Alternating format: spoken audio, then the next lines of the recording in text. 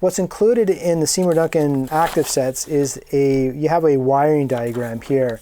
And this is really helpful because it gives us a couple of different switch options that you may experience. And this is not an exhaustive list. These are the most common types of three-way switches that you'll find. But again, depending on the type of your guitar, even this guitar may not have something that matches up. But that's okay, because what we're going to do is we're going to take a look at the pickup wiring, and by kind of taking a look at what's in there, we'll be able to make a decision and understand which one of the lead wires, which ones we have to remove, and so forth. So it's not as complicated as it sounds. So, but definitely refer to the included diagram. This is going to be really, really helpful. So now that we have the back cover off, what we can do is take a quick snapshot with your cell phone, just so you can see how everything's connected in its kind of original spec, and you may have to move some wires around, but this is a good kind of opportunity to kind of document some of this, and it's really easy to do with a camera. So what I want to do is I want to point out a few things that are happening here, one of which is just the pickup lead wires. What I can tell is from the set has a 4-conductor wiring on it, and I could tell that by 2 of these wires have been kind of taped off here with some shrink tubing, but that's okay. The new wires that we're going to install are not 4-conductor, but what we're going to do is, what you want to take a note of mostly is where these wires are connected to the switch, because that's going to be where the new connections are going to be. So if you can see here on this first would be the neck pickup coming out of this this part of the guitar here. And you can see this black wire is attached to the 3rd terminal on this particular switch.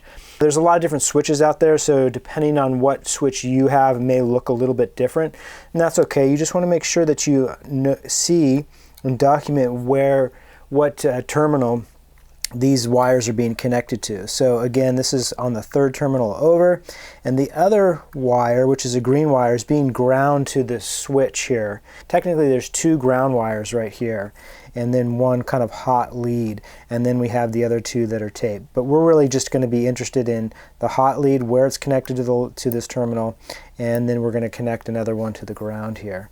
So same thing with the bridge.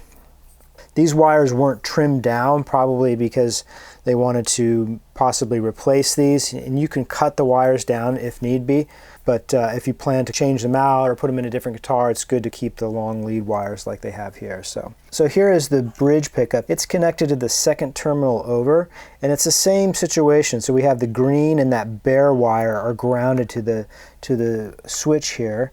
And another thing you kind of want to note too is there's some bridging going on in this switch, and you want to make sure that when you unsolder and solder the new wires that this bridge doesn't come disconnected, because that's part of how the switch is going to work, is through these sorts of connections here. So you want to make sure that those don't get unattached to these terminals. So keep that in mind.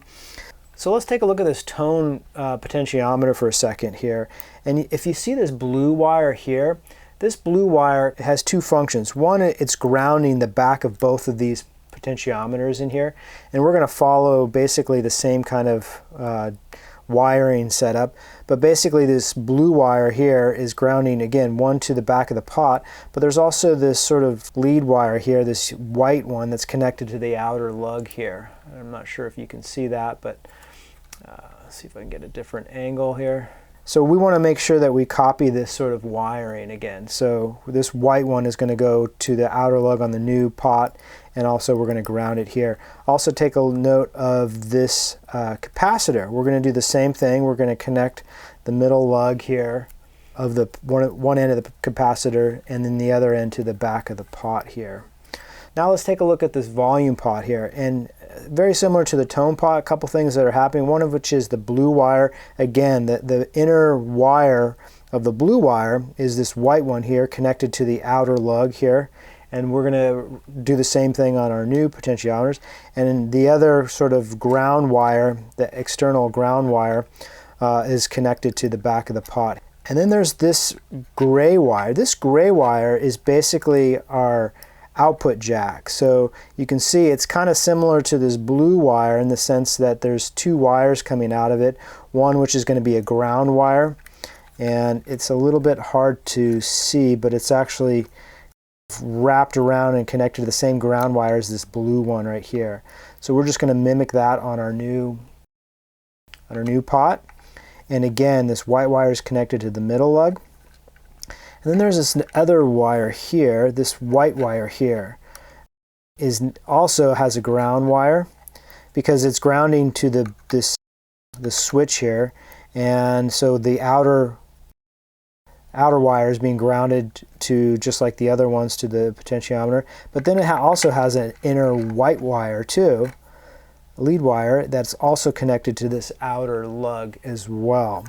So the main thing is, like, all three of these wires, there's going to be a ground, and there's going to be like this hot lead part of it. So the blue wire is connecting the pots here, the white wire is connecting from the switch, and then the gray wire in this case is connecting to the output jack. Now the colors, you can't go by the colors because every guitar is a little bit different depending on what people use, so you just have to kind of do a little bit of reverse engineering of how they're connected.